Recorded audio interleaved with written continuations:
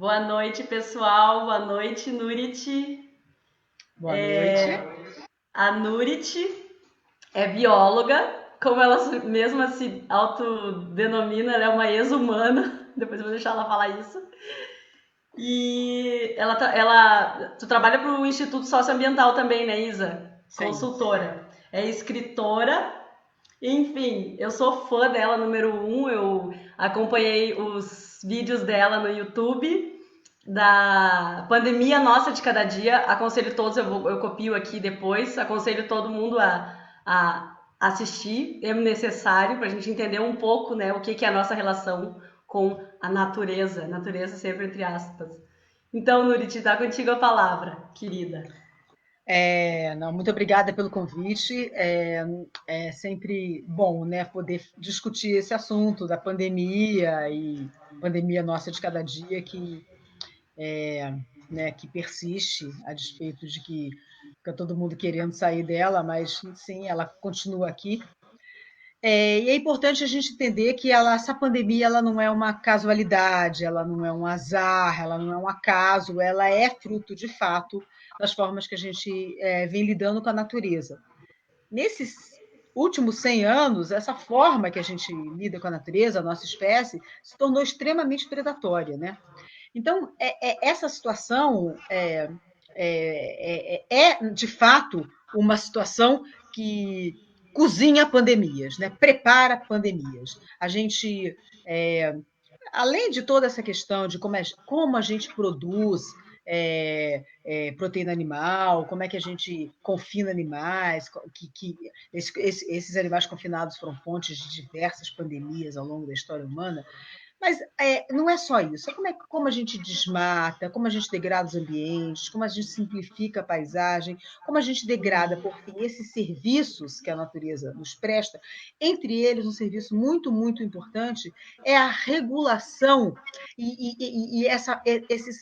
É uma regulação que funciona como um tampão, impedindo que essas zoonoses, essas doenças que têm origem animal, infectem a nossa espécie. Então, a gente tem um conjunto imenso de vírus que a gente não conhece na natureza, uma possibilidade imensa de vírus que podem vir a infectar os humanos. A gente tem dados que mostram que a cada ano surgem pelo menos 5 novas doenças que podem se tornar pandêmicas, e tudo isso tem a ver com a forma que a gente lida com a natureza.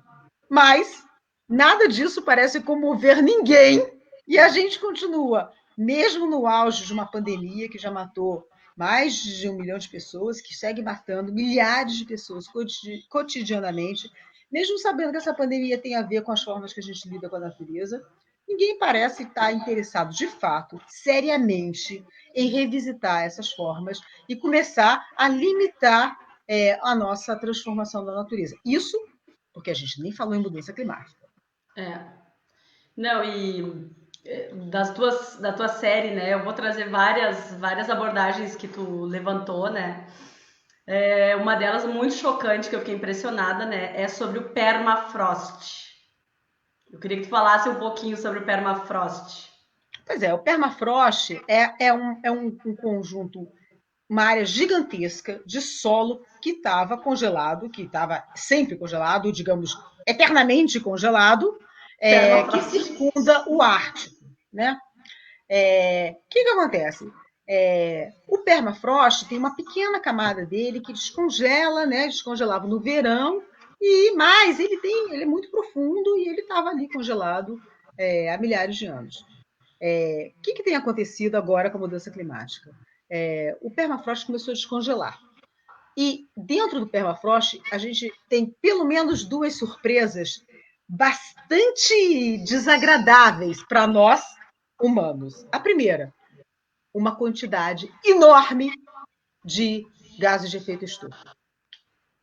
Então, ali, quer dizer, a gente não está. Quando a gente está contando emissões do planeta, como a gente está contando quanto a China emite, quanto a gente emite, quanto os Estados Unidos emite, e qual é o efeito disso no aquecimento global e na crise climática, a gente não está pondo na conta esse metano e esse gás carbônico que pode ser liberado pelo descongelamento do permafrost. Isso é primeira surpresa bem desagradável. Por quê? Porque, além de que então, toda a mudança climática vai acontecer mais rápido à medida que o permafrost vai sendo descongelado, à medida que, que o clima vai ficando mais quente, o próprio permafrost começa a descongelar mais rápido também. Então, é um processo que se autoalimenta e a gente vai ter um descongelamento, então, muito mais rápido.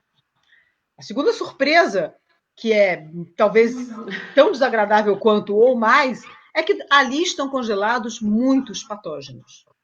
Então, por exemplo, patógenos dos quais a gente nunca ouviu falar, que estão congelados há milhares de anos e que, quando vêm à tona, se reativam. Tem experiências feitas com um vírus que estava congelado há milhares de anos e que simplesmente, no momento que encontrou uma temperatura adequada, ele ficou ativo outra vez. E isso acontece para um número enorme de bactérias e até para nematóides, até vermes congelados podem retornar à vida. Isso quer dizer o quê? Que a gente tem ali naquele permafrost mamutes e uma série de outros animais que carregam patógenos que a gente nem desconfia de uma outra era. Mas a gente também tem patógenos que podem vir, velhos patógenos, que a gente já se livrou deles, mas que podem emergir de novo. Um exemplo, vírus da varíola. A gente teve epidemias de varíola nessa região no final do século XIX. As pessoas contaminadas por varíola foram enterradas ali. Aquilo ficou congelado. Se você tem o descongelamento desse permafrost, então a gente vai entrar em contato com novos patógenos e velhos patógenos. E você pensa o seguinte, a gente já estava falando que a gente tem hoje a plataforma, esse painel internacional de biodiversidade e serviços ecossistêmicos, que equivale mais ou menos a um IPCC da biodiversidade, que é nacional de especialistas que trabalham fazendo previsões sobre a biodiversidade para ajudar nas políticas públicas. Esse pessoal fez um relatório, foi lançado essa semana, que diz o seguinte: a gente tem pelo menos 1,7 milhão de vírus que a gente não conhece. Imagina, isso é o que a gente não conhece, a gente não está falando de permafrost. A gente está falando da natureza, dos animais silvestres e tal. Agora, você junta essas duas coisas, essa quantidade enorme de vírus que podem transbordar, ou seja, podem passar a infectar humanos, coisa que eles não fazem até esse momento, ou fazem pontualmente. E daí pode surgir uma nova doença. Junto com isso, correndo por fora, a gente tem a situação do permafrost, que ao se descongelar, pode trazer um conjunto enorme de patógenos. Não pode esquecer que cada pessoa, cada animal, cada organismo carrega dentro de si milhões de micro-organismos. Então, quando você encontra alguém, ou quando um animal encontra outro, não é um encontro assim só de dois indivíduos, é um encontro de milhares de organismos, né? Então, eu encontro você, mas os nossos milhões de patógenos e micro-organismos e vírus e bactérias que estão dentro da gente se encontram também. Então, nesses encontros que você pode ter essas situações de emergência de novas doenças. Então, patógenos ou, sei lá, vírus que não infectam uma determinada espécie de animal, passam a encontrar uma outra espécie e aí sim infectar essa outra espécie, como que aconteceu com a gente no caso do coronavírus, da Covid-19. E é muito importante, assim, eu vou dar uma explicada para quem está chegando, assim, o que acontece, né? O vírus, tá? Isso é toda uma roleta russa, né? A gente nunca sabe quando vai acontecer, né? Mas se a gente tá desmatando, avançando sobre as áreas desses animais, não tem, por mais que a gente viva hoje numa situação que queira realmente acabar com o IBAMA, acabar com tudo que é proteção de meio ambiente, nunca, eu vou fazer um postulado aqui, nunca a gente vai conseguir acabar com todas as espécies não humanas da face da Terra. Nem que a gente queira, nem que por nada, nunca. Então, tendo isso como uma certeza, que a gente nunca vai acabar com esses animais, com todos os animais da face da Terra, eu tô falando de invertebrados, tudo, tá? A gente vai ter contato com eles, né, na medida que a gente avança sobre as áreas deles, e esses animais têm vírus e bactérias e outros patógenos, que são doenças, parecidas com as notas, que por algum acaso pode ter uma mutação, que eles são muito rápidos e isso vira nos infectar. Então a gente nunca vai estar livre desse risco. E é bem pelo contrário. A gente está cada vez mais se arriscando e a situação da Covid, eu quero que tu fale da questão do pangolim e do morcego, é a prova cabal disso. Você tem razão, mas eu queria só retomar uma coisa que você disse que eu acho que é muito importante. Tá. A gente nunca vai acabar com as espécies animais do planeta, porque a nossa espécie vai se extinguir antes de acabar com esse conjunto de animais, principalmente porque a gente depende dessa rede de organismos para garantir a nossa vida no planeta. Quer dizer, o que acontece, na verdade, não é só que a gente entra em contato com esses animais e é por isso que a gente tem uma emergência de novas doenças. O que acontece é o seguinte, que à medida que a gente desmata, à medida que a gente degrada os ambientes, à medida que a gente tira a floresta e coloca uma monocultura de soja, à medida que a gente não respeita o pampa, por exemplo, que é um ambiente que é uma profusão de espécies, e acha que basta tirar essa profusão de espécies e plantar um capim exótico qualquer, na medida que a gente não simplifica os ambientes, esse serviço de regulação que o ambiente tem desses patógenos, ele colapsa. E é aí que, então, essas doenças passam a ser perigosas para a gente. Porque se você pensa, se esses serviços ambientais, ecossistêmicos, não existissem e não regulassem, e não tamponassem a presença desses patógenos, a nossa espécie já teria sido extinta há muito tempo.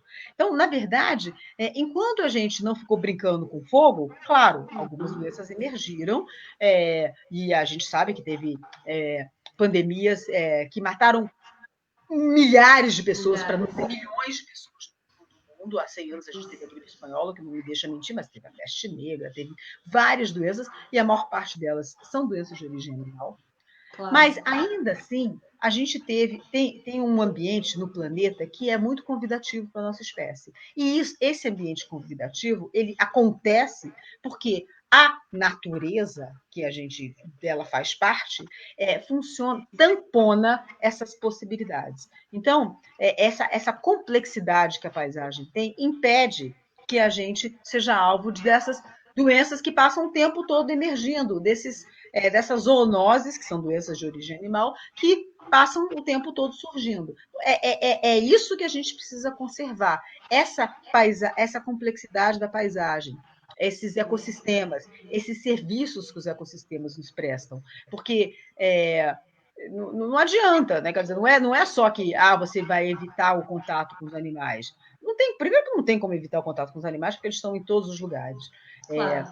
E segundo, porque, na verdade, os animais eles também são vítimas, né, da forma com que a gente lida com a natureza, porque muitas pandemias elas também vitimam animais, e você tem muitas doenças que são doenças dos animais.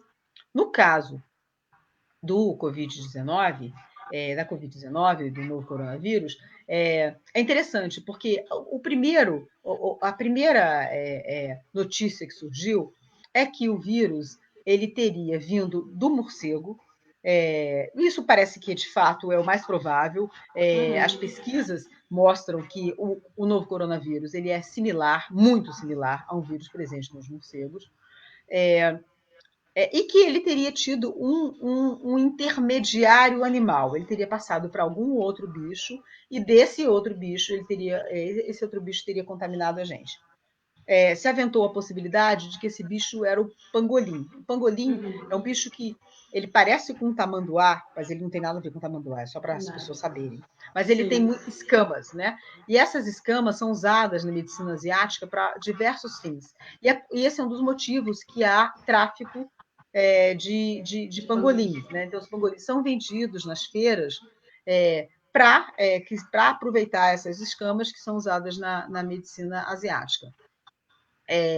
Então, essa era a história original contada. Nos mercados de Wuhan, que é uma província na China que foi desmatada e urbanizada recentemente, muito rapidamente, o que foi acontecendo com a província de Wuhan? Os morcegos que tinham seu habitat lá no meio da floresta, lá no meio da vegetação nativa de Wuhan, começaram a frequentar as áreas urbanas e as áreas periurbanas. E é nesse momento que eles teriam, então, entrado em contato com o pangolim, que estava, então, ali presente nos mercados de Wuhan. Bom, essa tese está em xeque no momento. As pessoas têm novas pesquisas mostram que não há segurança nenhuma, nem garantia nenhuma que o caminho do vírus tenha sido de fato esse, que o pangolim de fato tenha sido o animal intermediário ligando os morcegos aos humanos. E agora, mais recentemente ainda, esta semana e a semana passada, começaram a surgir novos estudos que mostram que talvez o mercado de Wuhan nem seja a fonte original do coronavírus. Então, tem muitas teorias. Fábricas de pele de raposas, outro tipo de caminho que o vírus teria feito entre o morcego e a nossa espécie. Mas mais até que pensar na desgraça que você colocar animais ali no mercado, em situações de grande sofrimento, em gaiolas pequenas, onde fezes, urina, sangue, tudo se mistura ali, num enorme sofrimento animal, que é realmente injustificável e inaceitável. Mas antes disso, a gente tem que entender que a grande causa dessas novas pandemias e da Covid-19 não é o pangolim, se é que o pangolim é o intermediário desse processo, que está no mercado de Wuhan. O grande causador é a urbanização daquele lugar que leva o morcego, tira o morcego do seu ambiente. A gente tem no Brasil, hoje, 3.200 tipos de coronavírus em morcegos. Mais 3.000 aí! Isso quer dizer que a possibilidade da gente ser a casa, a origem, a fonte de uma nova pandemia, essa possibilidade é muito alta. Quando a gente coloca, por exemplo, quando a gente desmata a Amazônia, o Pampa, o Cerrado, o Cremo Pantanal, os morcegos, que são muitas espécies de morcego, eles são expulsos dos seus ambientes naturais e vão procurar outro lugar. Como eles são animais que voam, muitas vezes eles não morrem, como os outros que foram incendiados no Pantanal, por exemplo. Eles voam e muitas vezes vão procurar alimentos em outros lugares. E muitas vezes esses lugares são áreas periurbanas, próximas das cidades. É nesse momento que eles podem encontrar animais domésticos. É nesse momento também, por exemplo, num lugar como a Amazônia, que você pode ter ali um encontro que pode ser um encontro fatal, um encontro entre morcegos e o gado. O gado é repositório de um número enorme de patógenos também. Então, quando você junta essas duas possibilidades, porcos, vacas, bois, com morcegos, que são também repositórios de um conjunto grande de vírus, essa combinação pode ser explosiva. Mas a gente não pode esquecer que, além dos morcegos, outros mamíferos também são transmissores possíveis de patógenos que podem vir a infectar seres humanos, assim como as aves, principalmente as aves aquáticas. Agora, tudo isso só acontece porque a gente degrada, a gente desmata e a gente acaba com os serviços que a natureza nos oferece.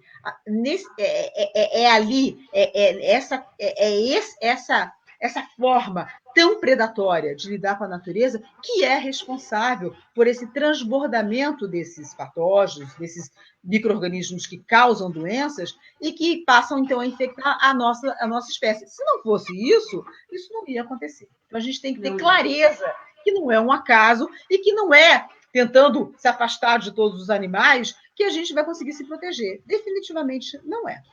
Exatamente. Não adianta. Né?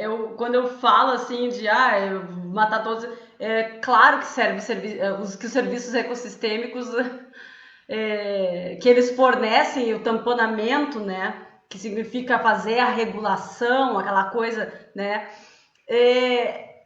muito, eu acho ainda, né, que muito pouco atinge as pessoas. Então eu tento puxar para um viés assim mais individualista daquela pessoa que não tá nem aí para nada, só quer se livrar do problema e sequer, né, quer enxergar qual que é a origem do problema, né? Porque tem muitas pessoas que são assim e as nossas a nossa classe política, os nossos representantes, eles contribuem muito, né, em relação ao discurso que se tem. Tem uma pergunta aqui para ti, Nurit, da Miriam, tá? Se o que chamamos de progresso foi atingido às custas de danos ao meio ambiente, nossa ideia de progresso está errada? Como mudar essa ideia? Pergunta que vale 1 milhão. Miriam, realmente a pergunta vale 1 milhão. Mas sim, é claro, a nossa ideia de progresso está completamente equivocada. Total. Completamente equivocada. Se a gente tem um progresso, entre aspas, ou se você preferir, podemos até chamar de desenvolvimento com todo esse discurso de sustentabilidade que vem junto com ele,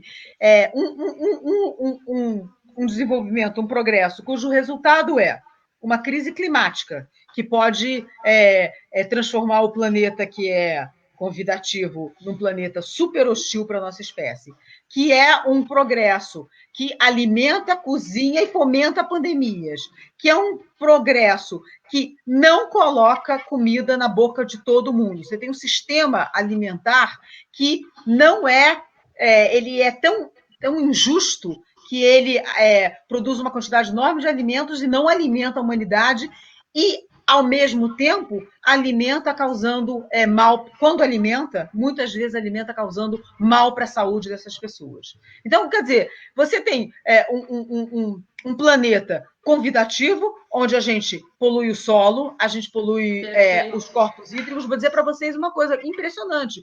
Você tem várias terras indígenas hoje na Amazônia onde a água não é mais potável. Quer dizer, o cara está na beira de um rio e não pode tomar água, porque a água está contaminada por mercúrio, a água está contaminada com pesticidas, com agrotóxicos. Então, quer dizer, uma ideia de progresso que ela é predatória, uma sanha predatória, na verdade, nessa escala, e que transforma um ambiente que foi nesses, sei lá, 200 mil anos da nossa espécie, muito convidativo para a nossa espécie, num lugar onde vai ficar muito difícil viver, é claro, detonando tudo, é claro que esse progresso ele é uma noção errada. Agora, como é que a gente transforma isso? Essa sim é, então, a pergunta de US$ 1 milhão. Por quê? Você vê, a gente tem dados, né? Estou aqui te dando dados, a gente tem milhares de dados numéricos mostrando como a nossa espécie vem detonando o planeta, que consequências isso tem, os modelos de mudança climática, esses agora do que o pessoal está chamando da era das pandemias. Então, quer dizer, a gente tem dados não faltam sobre plástico no oceano, poluição do ar, poluição dos solos, os males dos agrotóxicos. Não faltam dados. Imagens sobre como isso está acontecendo também não faltam. Está cheio de fotos, está cheio de reportagens, está cheio de... Não falta informação.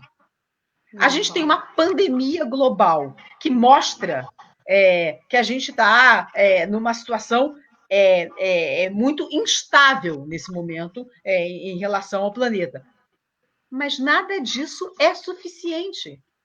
Ou seja, nenhuma dessas coisas moveu as pessoas para um questionamento realmente sério sobre o que é esse modelo de desenvolvimento, o que é essa noção de progresso. Porque se tivesse, de fato, feito esse efeito, estaríamos todos os habitantes desse planeta exigindo que os governantes fizessem alguma coisa para que o futuro pós-pandêmico não fosse equivalente a esse futuro que vai nos levar para um futuro muito curto, vai estar nos levando para um precipício. Então, quer dizer, a gente sim, essa noção de progresso está completamente equivocada. Agora, eu tenho uma teoria que compartilho com você, Miriam, e com você, Rosana, sobre por que a gente tem tanta dificuldade de mudar essa noção que a gente tem de progresso e de desenvolvimento.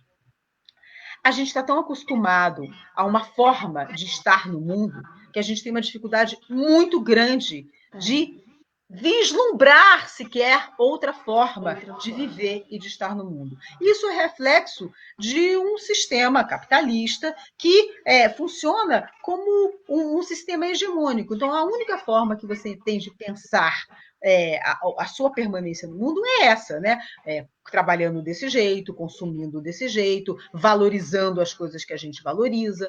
Não tem espaço para um outro pensamento. Não tem espaço, não dá para ver. As pessoas disseram assim: a pandemia é uma janela de oportunidade. Mas não é uma janela de oportunidade, porque uma janela é um lugar que você olha para o outro lado, para fora, e vê alguma coisa. A gente não consegue ver pela janela. A gente viu um espelho quebrado que tem o nosso reflexo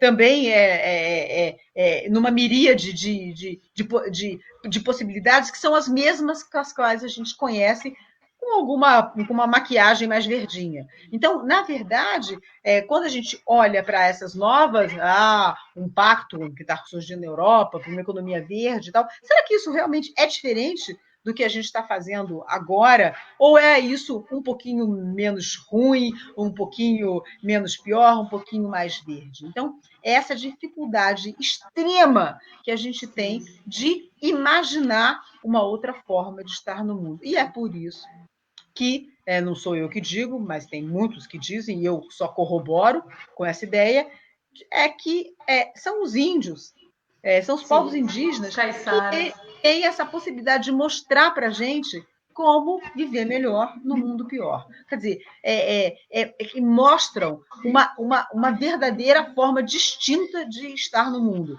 Se você vai achar que a forma deles é excelente e vai querer viver como eles, não é exatamente isso. Não. É a ideia de entender uma alteridade, entender a lógica, né? Das a lógica possibilidades.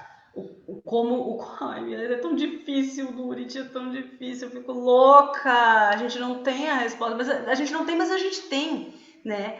Essa visão utilitarista, absurda. Para que serve, por exemplo? Para que serve? Para que serve? Não é para que serve, sabe? Não é tudo uma cadeia. Eu vou dar exemplos. Por exemplo, aqui no Rio Grande do Sul, a gente tem o problema do javali, tá? Seríssimo. Por que a gente tem o problema do javali? Porque a gente pegou uma espécie exótica, inseriu em outro ambiente, essa espécie exótica não tem um predador natural, a gente não tem mais onças, e é óbvio que ela vai se procriar indefinidamente. Isso é um exemplo.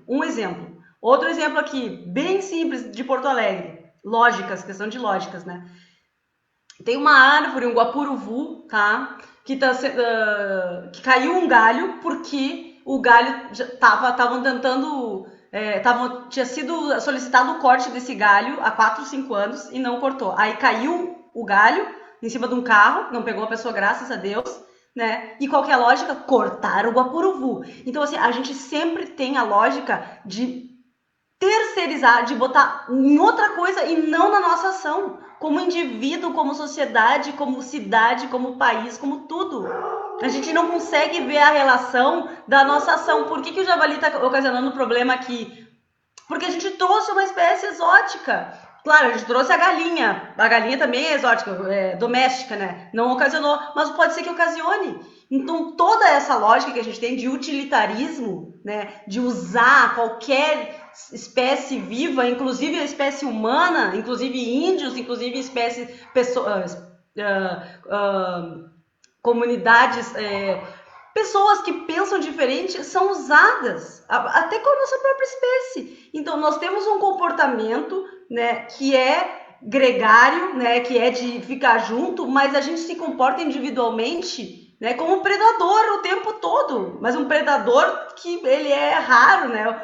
Um predador numa cadeia de um ecossistema, ele é 1, 2, enquanto as espécies essas que são que andam em várias, elas são centenas de milhares. Então isso não se sustenta, não é sustentável, né, no tempo, porque tu exaure, tu extingue os recursos, e tudo é tratado como recurso, né? Mas a gente usa esse termo para que as pessoas entendam que na verdade não são recursos, aquilo ali faz parte da gente, a gente faz parte daquilo e vice-versa, e assim que vai. É a mesma coisa. Assim como a gente constrói a nossa casinha, nosso prédiozinho, o João de Barro vai lá e constrói a sua casinha. Ou seja, é tudo a mesma coisa. Só que aquela conversa que tu teve com a filha do teu, com a amiga do teu filho, que eu te convido a falar agora dessa história para que as pessoas entendam o que a gente está falando. Na verdade é isso mesmo, né? A gente tem uma prepotência, né? Como se a gente fosse a parte, uma coisa assim, descolada na natureza, a parte da natureza. Eu vou contar a historinha da amiga do meu filho, mas antes queria só pontuar uma coisa que é muito interessante, porque se a gente tivesse realmente dimensão de como a gente depende da natureza, a gente poderia ser até utilitarista, porque aí a gente ia entender que a gente depende da natureza para tudo, para tudo. E aí, por exemplo, a gente poderia ser utilitarista para dizer, precisamos conservar a natureza para não morrermos na próxima pandemia. Tem razão. Mas é um utilitarismo que ele é muito imediatista também, né? Ele é uma coisa, mas que é exatamente para o que o capitalismo nos adestrou nos últimos 300 anos. A gente é o resultado exatamente disso. Bom, mas essa história de como a gente é prepotente e acha que a gente é melhor que tudo e qualquer coisa que existe na superfície terrestre, nós humanos, que remete a essa história que é muito boa da amiga do meu filho. Quando meu filho era pequeno, tinha, sei lá, 4, 5 anos, ele tinha essa amiga que vivia aqui em casa, era assim, super amiga dele. E aí, um dia, não sei porquê, estamos nessa conversa e eu digo para eles assim, porque nós que somos animais, blá, blá, blá. Aí ela para e diz assim, não, nós não somos animais. Eu digo, claro que nós somos. Ela diz, não, nós não somos animais. Eu digo para ela, mas se nós não somos animais, nós somos o quê? Ela diz assim, nós somos humanos. Não, mas os humanos são animais. Aí ela me diz, não são. Aí eu digo, por que os humanos não são animais? Não, porque, por exemplo, a gente mora em casas. Os animais não moram em casas. Aí eu digo para ela, não, mas olha, veja bem, os animais têm tocas, os animais fazem ninhos, os castores constroem diques e tal, não sei o quê, não sei o quê. Ela fica meio assim, né? Me olha assim, tipo, ok. Aí eu falo, não, mas você vê, também então você está convencido, você acha realmente, então, podemos dizer que os humanos são animais? Claro que não, claro que não. Eles podem até ter umas casinhas lá, mas não é a mesma coisa. E assim vai, eu e ela discutindo, se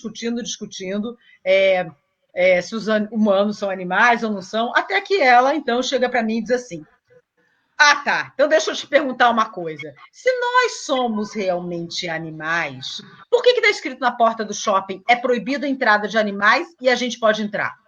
Aí, diante desse argumento, eu não tive mais o que dizer. Recolhi-me a minha insignificância, me retirei e deixei os dois conversando, porque realmente. O que você vai dizer? Não, querida, é que nós somos potentes, nós nos separamos da humanidade, achamos que somos o que não somos e tal. Então, eu acho que isso é muito emblemático, né? Porque você vê, essa separação é tão enorme que mesmo a criança sabendo, por exemplo, que as pessoas nascem dentro da barriga da mãe e tal, mesmo isso não é suficiente para elas fazerem essa correlação entre nós e os animais.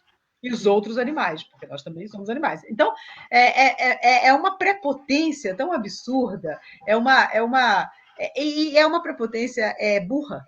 É isso que é o pior. É uma prepotência burra, porque a gente depende de toda a natureza para a nossa sobrevivência. Se não tivesse plantas nesse planeta, não ia ter oxigênio, não ia respirar, não ia ter nenhuma comida nesse planeta. Então, quer dizer, se a gente não entender o nosso grau de dependência do resto da natureza, a nossa vida nesse planeta como espécie vai ser assim bem curta. Claro. Nós somos evoluídos, aquela questão da evolução. Se usa o termo evolução, inclusive assim, aquela pessoa é mais evoluída e tal. A evolução, ela não tem um sentido, ela não tem um valor moral. A evolução significa mudança. Se a gente for pensar nos seres mais evoluídos do planeta, são os vírus e bactérias, não nós. Baratas, ratos, né? Digamos, vegetais superiores e inferiores. Aí veio lá e Deus criou o homem à sua imagem. Da onde, gente? Da onde? No relógio ali da existência da vida no planeta, a gente chegou ali aos 23h59. Não, tem os estromatólitos lá na Austrália. Tem 3, não sei quantos bilhões de anos. Não somos nós. Nós somos os mais frágeis. Se a gente destruir o que a gente tem, nós é que vamos ser os primeiros a subir. E o planeta vai aí muito bem, obrigada. Os exemplos assim de Hiroshima, Nagasaki, né, que teve as bombas atômicas, achava que não ia nascer nada em não sei quantos anos. Isso, parênteses, não é salvo-conduta para ficar fazendo coisa, né? Porque no fim das contas é a gente que paga. Isso não é para chancelar que se exploda a bomba. Não, é para mostrar que o que a gente, muitas vezes até o que a gente acha, a própria ciência acha, né, do que entende da natureza, às vezes cai por terra.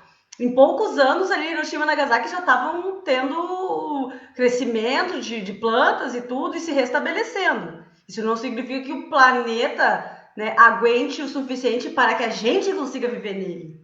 Ele aguenta de tudo. Aguenta meteoro, aguenta tudo. Só que ele permanece, só que a gente não. Então é tudo isso para quem não se importa com a qualidade de vida dos outros ou com a qualidade de vida das outras espécies. Tudo isso tem a ver com a nossa própria existência. Nada mais, nada menos. Enquanto a gente não enxergar que nós somos os responsáveis pelo que está acontecendo com a gente vai se dar mal. A gente vai sumir, a gente que vai sumir, não as outras espécies e o planeta, muito menos o planeta. Somos nós. Né? E esse é o desespero. Como é que agora, em plena pandemia, é o que a gente está vendo aí, que passa de um para o outro, Eu estou com Covid. Graças a Deus que eu não estou com os piores sintomas, mas perdi um familiar de Covid, todo mundo tá chegando cada vez mais próximo da gente. Né? Daqui a pouco vem uma pior. Imagina se vem um vírus tipo Ebola. Imagina se vem um bagulho tipo Ebola lá do permafrost, né? Pois é, a gente tem relatos de vírus que já infectaram pessoas que têm um grau de letalidade infinitamente maior do que o coronavírus, maior até que o Ebola. Eu não sabia. E quando você junta isso com a possibilidade de um vírus ser mais contagiante, a gente percebe que, cara, é realmente brincar com fogo, é uma roleta russa, como você falou. E eu acho, lendo esse estudo que esse pessoal dessa plataforma internacional de biodiversidade e serviços ecossistêmicos fez, dizendo que a gente está entrando numa era de pandemias e escutando também os alertas da Organização Mundial de Saúde, que insistem em dizer que o novo normal é a emergência contínua de surtos de novas doenças, eu fico alarmada, porque eu acho que alarmada com a situação, mas mais alarmada ainda com a falta de reação, né? Quer dizer, a gente vai continuar fazendo tudo igual a gente fazia, sem modificar as nossas ações e esperar o mundo acabar, é isso? A gente está aqui assim, em estado de contemplação para esperar a próxima pandemia, e isso, de novo, porque a gente não falou de mudanças climáticas, porque quando a gente coloca o cenário, coloca esse fator mudanças climáticas nesse cenário, a situação se agrava muito, porque, por exemplo, a mudança do clima causa também a migração de espécies de animais. Então, animais que não se encontravam antes passam a se encontrar. No caso do Ártico, já é visível, né? A gente já está vendo no Ártico animais que não se encontravam, que têm se encontrado, alguns que eram até, por exemplo, ursos, que eram, na verdade, são da mesma espécie, e passam a se reproduzir. Então, você tem um conjunto de possibilidades de encontros inusitados causados pela mudança climática que a gente não viu, não está começando a ver acontecer agora, e que só vai aumentar. E como a gente já falou aqui mesmo, quando um organismo encontra com outro, assim, um animal encontra com outro, na verdade, é um encontro de milhares de organismos, né? Porque cada um desses organismos carrega milhares de micro-organismos juntos. Então, esse encontro é um encontro de muitos. E aí, como se isso fosse pouco, as mudanças climáticas elas também provocam uma possibilidade de redistribuição dos vetores das doenças. Por exemplo, pensa na dengue. A dengue tem uma região, o mosquito da dengue tem uma região limitada que ele se distribui no planeta. Mas à medida que o clima muda, essa distribuição desse mosquito vai se ampliando também. Então, regiões que não tinham dengue vão passar a ter dengue. Regiões que não tinham dengue numa época do ano vão passar a ter dengue na época que não tinha. Isso vale para a dengue, que é uma doença que a gente conhece, que tem aqui no Brasil, dengue, chikungunya, zika, mas mosquitos são transmissores de inúmeras outras febres, Lógico, outras imagina, arboviroses, que podem chegar aqui, e mais, não só a distribuição desses mosquitos se amplia, mas há estudos feitos aqui no Brasil, estudos muito interessantes que mostram que o tempo de maturação do mosquito se acelera com o aumento da temperatura. Então, o mosquito fica mais rapidamente apto a contaminar as pessoas no seu tempo de vida. Então, na verdade, é o pior cenário, né? Os mosquitos vão ficar em mais lugares, vão amadurecer mais rápido, vão contaminar mais, vai ter mais patógenos, enfim. Essa combinação mudança climática e era das pandemias é uma mudança, é uma combinação explosiva. Total. O Bruno Latour falou um dia que achava que a pandemia era como se fosse um ensaio geral para a mudança climática, para a crise do clima, entende? Tipo, olha aí como é que vai ser, fica esperto. Mas, na verdade, essas duas coisas, é uma combinação dessas duas coisas que pode, de fato, trazer um fim do mundo, que talvez não seja nem o fim do mundo da nossa espécie, um fim do mundo para a nossa espécie a médio prazo, mas pode ser o fim do mundo como a gente conhece. Quer dizer, essa normalidade que a gente tanto quer voltar a andar por aí sem máscara, encontrar qualquer pessoa, abraçar qualquer pessoa, esquecer toda essa coisa de não pode pegar aqui, não pode abraçar ninguém, não sei o quê. Essa normalidade, talvez ela nunca volte se a gente não mudar, de fato, o tipo de comportamento que a gente tem. Só que o problema é que a gente precisava mudar de uma forma muito ostensiva, muito impactante, agora, já. Muito rápido, na verdade, claro. Não é um projeto para... É o modo de estarmos no mundo, de consumir, né, e de fomentar, né, o tipo... Como é que a gente começa isso, Nurit? Eu vou falar algumas coisas que eu acho e eu gostaria que tu falasse. Como é que a gente começa isso, tá? A mudar. Por exemplo, tá? Comprar no supermercado, tá? Existe uma forma, né, de... Claro, tem que tentar com o greenwash, que é a lavagem verde. Existe uma forma que é até mais impactante que o boicote, né? Boicotar uma marca, né? Que é o boicote, né? A gente, como sociedade civil, como pessoa, como indivíduo, a gente pode, né, comprar, aderir a compras preferenciais, em vez de tipo, não comprar aquilo, e sim comprar isto. E isso pode começar com não industrializado, produto in natura, compra local, né? A gente quebra a lógica, a gente quebra no momento que a gente pensa no local, né? E tenta ali tratar o seu resíduo e tudo. Tem tantas formas assim de fazer composteira, essas coisas todas. É um exemplo singelo, simples, humilde. Tantas formas, porque assim, esse modelo capitalista que a gente vive, globalizado, louco, o que ele faz? Se produz num lugar, né?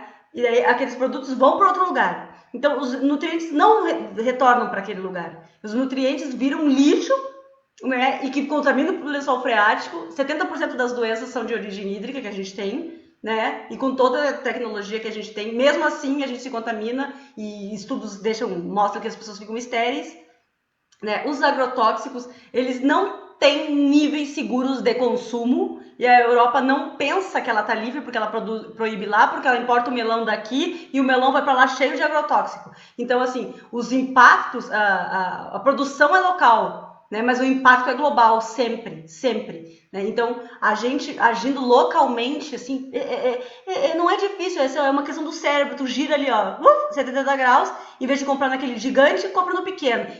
Essas são coisas relativamente simples que a gente precisa para ontem começar a botar no nosso dia a dia. Você tem razão. Eu sempre digo o seguinte, que, por exemplo, não sou eu só que digo, muita gente diz, que se você, por exemplo, está preocupado com o desmatamento na Amazônia, desmatamento na Amazônia.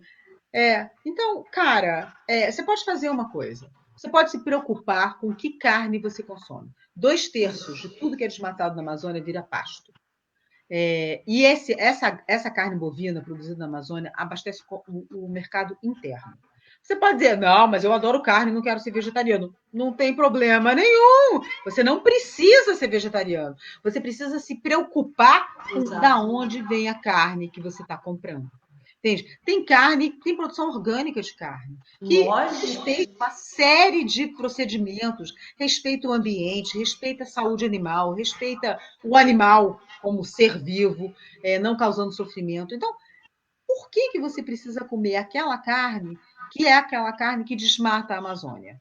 Né? Então, isso é uma questão importante, né? Porque, afinal de contas, muita gente fica nessa situação de o que eu posso fazer ainda mais nesse momento onde a gente tem um governo no Brasil que não dá a menor bola para a pressão das pessoas. Porque, por exemplo, uma das coisas que a gente poderia fazer é pressionar o governo para repensar a sua produção de soja na Amazônia. A soja é o maior produto que o Brasil exporta. Exato, né? Exato.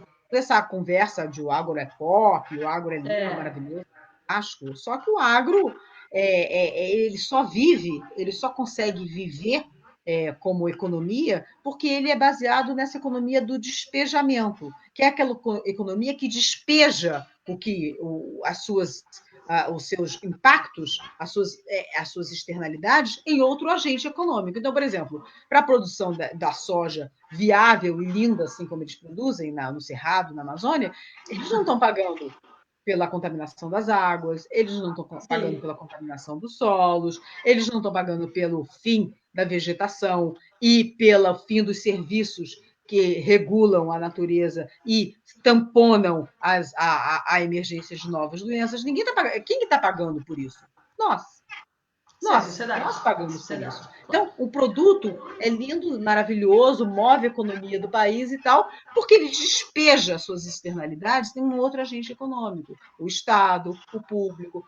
Não é uma economia, não é um produto que é uma economia do cuidado, não é um produto como aquele produzido no sistema agrícola tradicional, ou muitas vezes até, em alguns casos, na agricultura familiar. É um produto que serve para alimentar porcos na China, produzidos de uma maneira cujo impacto a gente que tem que absorver e cuja a água que gasta é economizada pela China, que não precisa gastar essa água porque a gente está gastando a nossa. Então, quer dizer, é um tipo de economia que não pode ser benéfica para o planeta e não pode ser benéfica para nós. Como a gente está no momento no Brasil, onde não adianta a gente pressionar o nosso governo, porque ele não está dando a menor bola para nada disso, a gente pode fazer ações individuais, como você falou. Então, a gente pode escolher o que a gente compra, a gente pode comprar pode consumir menos, né? A gente troca de celular, troca de computador, uma série dessas coisas a gente pode evitar, né? Pode evitar esse excessivo consumo. E o que a gente precisa consumir, a gente pode se preocupar, sim, no consumir local, em entender o que está por trás daquelas cadeias produtivas, né? Agora, por exemplo, tem um pessoal fazendo uma pesquisa muito interessante sobre a cadeia do ouro, né? Eles dizem assim, no seu brinco de ouro está pendurada uma floresta. Você aguenta esse peso?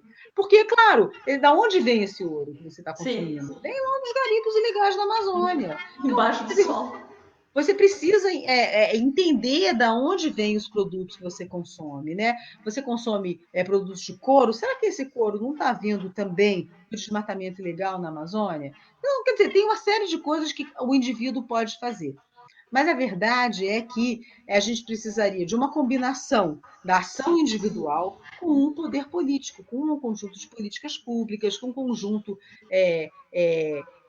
de políticas que visam o bem-estar do povo brasileiro, que está intrinsecamente, umbilicalmente ligado à qualidade e à integridade da natureza do meio ambiente desse país. Lógico, com certeza. Ai, tanta coisa que tu falou que eu fiquei pensando.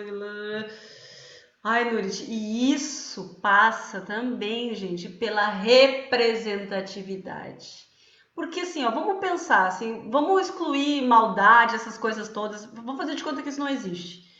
Mas assim, no momento que a gente não tem a representatividade, por exemplo, homem e mulher, o homem, ele pensa mais parecido com o homem, né?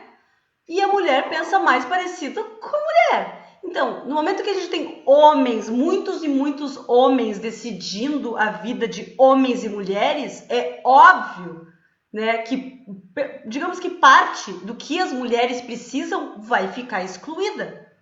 Uma questão óbvia, né? É óbvio, porque tu não é que nem eu não tenho como saber o que é LGBTfobia porque eu sou hétero, eu não tenho, não vivo. O homem não tem como saber o que é machismo porque ele não é mulher. Então são coisas assim como a Nurit falou, e eu sou 100% adepta, é questão de dados, questão de ligar Lé com Cré, pá, pá, e aí tu vai vendo ali, né? Compra aqui, compra ali, representa. Não adianta só o individual. Não pensa que só no individual tu vai estar te livrando das portas do inferno. Não é. A gente é macro, é cidadania, ser cidadão, né? E que se não for pelo bem do planeta, pela empatia com as outras espécies, que seja por si. Se a gente tem o fractal, né, ali do pequenininho, tu em casa ali, a família, digamos, convencional, né, homem, mulher, tá? A gente tem esse núcleozinho ali que se chama, é um pequeno pedaço, só que isso se reflete, são vários pedacinhos assim gigantes na sociedade que formam, né, uma sociedade. E a mesma coisa na representação política, né? Se a gente tem muitas pessoas que são de um mesmo tipo, não tem uma diversidade, é claro que isso não vai se refletir em políticas públicas que contemplem a maior parte das pessoas. Não é um caminho tão difícil de se pensar, né? Não vejo tanto mistério. Por isso que a gente está sempre falando, a gente não se cansa de falar, né? E eu até me perdi um pouco. A questão da compra. A importância da diversidade. A diversidade, a compra ali não é só ali, a gente tem que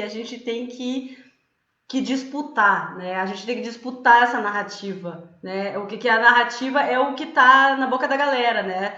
Antigamente, até pouco tempo atrás, que a gente estava conversando antes, não se... Era um absurdo pensar em LGBTfobia. Agora, o pessoal saiu aí das trevas e a gente já não vê isso mais tão raro, por exemplo, né? Porque eles estão disputando uma narrativa.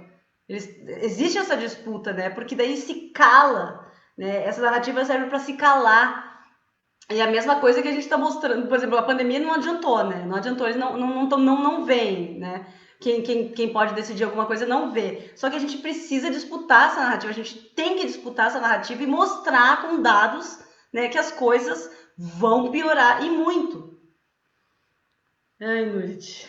Não, mas você tem razão, e eu acho interessante essa coisa que você falou da diversidade, porque, na verdade, talvez uma das lições que a gente devia aprender com a natureza, usando a natureza como inspiração em todas as suas acepções possíveis, é que a diversidade que é a garantia de vida e de bem-estar. Isso serve para diversidade de plantas numa paisagem, diversidade de animais, diversidade de micro-organismos, mas serve, claro, também para representação, mas serve para entender que a gente precisa ter diversidade, porque sem diversidade, tudo fica muito mais complicado, né? Tanto porque, por essas razões que você colocou, mas também porque é, a diversidade mais que tudo, é uma diversidade de formas de pensar. Né? Senão a gente acaba repetindo a mesma coisa e fazendo as mesmas.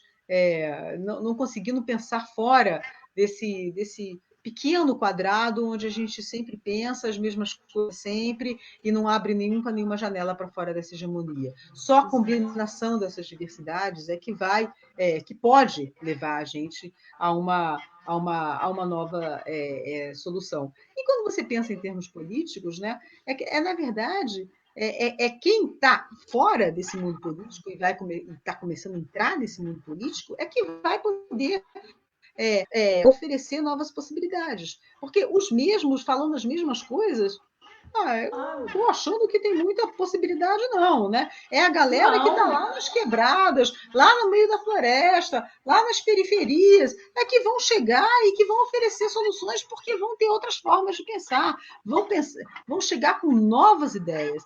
Agora, mais do mesmo sempre? Sempre mais do mesmo. Quando essas pessoas brotam aí do nada, com esses partidos aí, sem escrito partido, isso é mais do mesmo, gente. Saco, é só no que, ó, é só no gogó, é só no blá blá blá. Eu quero ver diferença aqui, ó, na proposta, entendeu? Quando a gente faz, a economia tá bem, só que a economia, o que adianta a gente ter uma balança comercial ali boa para soja se as pessoas estão pobres? Cada vez mais pobres, porque não é o exportar lá para a China, para 1 ou 2 latifundiários ganharem, que vai deixar as pessoas com uma vida melhor. É o local, é o pequeno, é o oposto disso. Eu não tô nem aí para balança comercial, sabe? Eu não tô nem aí para balança comercial. Eu quero não ver pessoa, né? O cara me deixou um papelzinho escrito, cara. Assim, ó, eu conserto isso, aquilo outro, mando uma agenda, sabe? Eu quero, porque tá desesperado para conseguir trabalho para poder comer, né? E isso que importa, não é a balança comercial, sabe? O que importa é que as pessoas no local, a gente vive na cidade, a gente vive no bairro, na rua, que essas pessoas, né, para que a gente consiga se sentir bem e seguro, já que tu não te importa com os outros, né, que essas pessoas possam ter direito a viver, né? Estão querendo privatizar a água, tá? Ontem eu fiz até um negócio, é tanta coisa, Durit. Estão querendo privatizar a água e o esgoto. A água é um bem, um bem, não é para dar lucro, não é para dar lucro, ela é para a gente viver, é diferente, é um pouco diferente, tá? Esses dias os caras falaram que vão taxar o sol, e sabe qual que é o próximo passo? E que eu não duvido? É taxar o ar que a gente respira. Qual que é a diferença? Porque sem água a gente não vive, sem sol também não, e sem ar também não. É isso que tá faltando, sabe? É isso que tá. Então, assim, esses caras, eles querem por quê? Porque para concentrar mais renda, porque o sistema capitalista, ele só se sustenta concentrando. Porque o que é o capitalismo? O capitalismo é ter capital, é ter bufunfa na mão. Então, e eles querem ter sempre mais bufunfa na mão. E isso não funciona, ele não se sustenta. O capitalismo tá indo pro saco. Eu espero que a gente esteja vivo para ver ele ruir, porque não, né? O Mujica fala, a questão do consumo, né?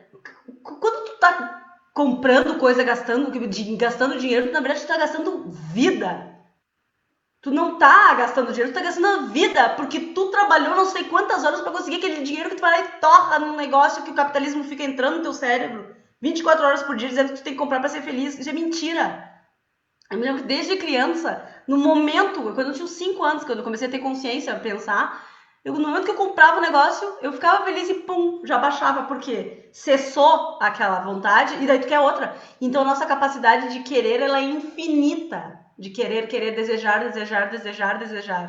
Né? Então, um monte de coisa que na verdade é super simples, né? Que é tu tentar assim, cara, esse cara não vai entrar na minha cabeça, esse capitalista não vai entrar, eu não sou um rato de laboratório, que coitados dos ratos, né? Que a gente que deixa eles serem ratos de laboratório, não é que eles sejam ratos de laboratório, né? Para eles me fazerem ficar ali naquela roda ali o tempo todo.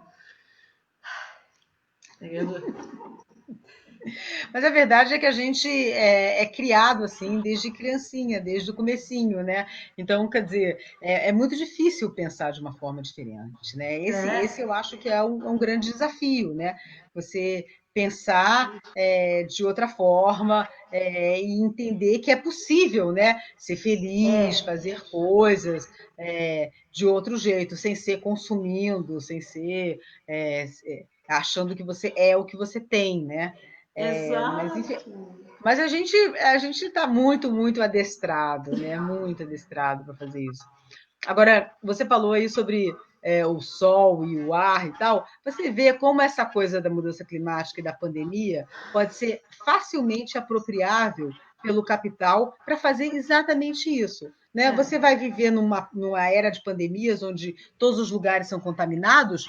Então você vai ter suas bolhas de ar puro, você vai ter um lugar onde você Olha pode só. respirar. Então você vai pagar para entrar num lugar, para viver num lugar onde aquele ar é purificado, a temperatura é agradável, porque o mundo vai ser escaldante. Então, quer dizer, isso também pode oferecer uma oportunidade altamente perversa para o capital. É Então, a gente sempre assim. tem que entender que o que para a gente parece uma tragédia, para o capital pode ser uma oportunidade. Lógico. Mas tu viu aquele filme Soylent Green nos anos 80? Ah, mas tu tem que ver. Eu vi com meus pais, meus pais são ambientalistas desde que eu nasci, assim, né? Soylent Green. Agora ele é cult. Olha, exato, não, só consegue na hora da morte tu, não vou contar. Não vou Não, contar. spoiler não, Não spoiler vou, não. mas dá uma vontade assim, um vírus aqui batendo, querendo. Não, não vou contar. Deixa eu só te ler uns comentários aqui que eu acho extremamente importante, porque deixar o pessoal pendurado que eles gostam, né, de. Olha só, a Caroline Quadros, tá? Falou assim, ó, precisamos de um Estado forte e comprometido com a conservação ambiental para botar ordem nessa bagaça. Bagaça é um termo aqui do Sul, tá? Já conheço. Conhece aqui, bom. Tomara que a gente esteja começando nos municípios em 2020 e estejamos elegendo uma esquerda comprometida com o meio ambiente para governar. Sem Estado para botar ordem, quem não tem poder de compra não consegue influenciar. Hoje a classe média vem dando uma mudança para a valorização dos orgânicos, mas os mais pobres permanecem excluídos. Carol, o que eu acho disso? No momento que a gente fomenta a agricultura orgânica, familiar, etc, etc, obviamente que o preço vai baratear. Né? Mas a gente fala que o orgânico é mais caro, só que ele não é. Ele tem o preço mais caro, só que daí tu tem menos gasto com saúde. Então, só que para a pessoa que ganha 1.000 e poucos reais por mês, que 500 se alimenta e 500 paga aluguel, pouco, né, lhe resta para poder comprar o orgânico, ela tem que comprar o mais barato. Mas no momento que a gente tem políticas públicas, sempre a política pública municipal que fomente, que taxe poluidor e endosse quem não polui, porque um compensa o outro, né? A gente com certeza vai conseguir baratear esse preço. E que não é, que é caro, mas não é, né? Te quero na Assembleia Legislativa. Rosana Musa ajudando. Deixa eu ver. Necessário. É muita coisa aqui que passou, meu Deus.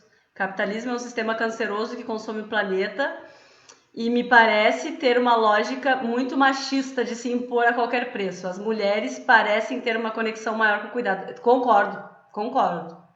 Plenamente. O mundo tem muito a aprender com o feminismo. O feminismo não significa subjugar homens, tá? O feminismo significa, tipo assim, vamos pelo menos ficar igual, né, gente? Né? Já que nós somos maioria, a gente quer só ficar igual. A gente não quer ficar que nem os homens, que ganham mais, que dominam mais, que etc. Eu não preciso nem. Ó, pra ti, Nurit Ben Suzan. Essa mulher é ótima. Não há saída ambiental sem ecossocialismo. Isso aí. Outro filme, Laranja Mecânica. Bah! É isso, né, Nurit? E, querida, eu queria ficar mais uma hora falando aqui contigo. Vou te alugar no WhatsApp. Me fala aí, então, o teu recado final para as pessoas. Olha só, eu não tenho sido uma pessoa muito otimista, né? Eu acho que a gente está vivendo um momento muito, muito difícil. Difícil por causa da pandemia, difícil por causa da crise climática, difícil também por causa das opções políticas que os nossos conterrâneos fizeram, elegendo esse governo que a gente tem. A gente não pode esquecer, porém, que a gente não tem, eu até li recentemente alguém que disse o seguinte, que é inútil desistir.